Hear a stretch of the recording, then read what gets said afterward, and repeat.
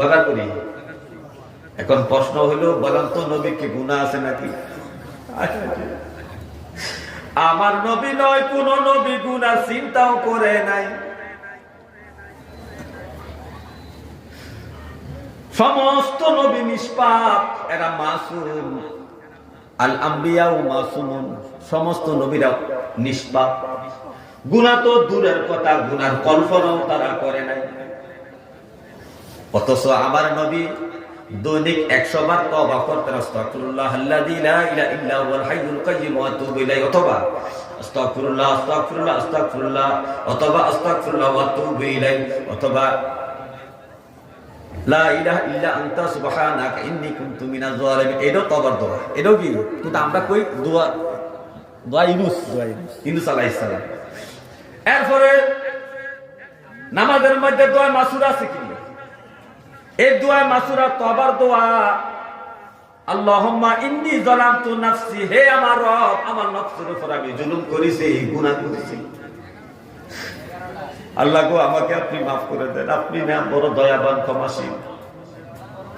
নামাজের মধ্যে তওবা আছে কিনা বলেন? দোয়া মাসুরার মধ্যে আপনি তওবা করতেছেন। যে নবী উম্মতকে শিখানোর জন্য দৈনিক 100 বার তওবা করতেন, ওই উম্মত আজকে তওবা থেকে দূরে কিভাবে থাকতে পারে? নামাজ থেকে কিভাবে দূরে থাকতে পারে? তওবা ইবাদত নামাজের মধ্যেই আছে, তওবার আমল নামাজের মধ্যেই আছে। হে আমার ভাইও, নামাজ কেন শ্রেষ্ঠ ইবাদত শুনেন।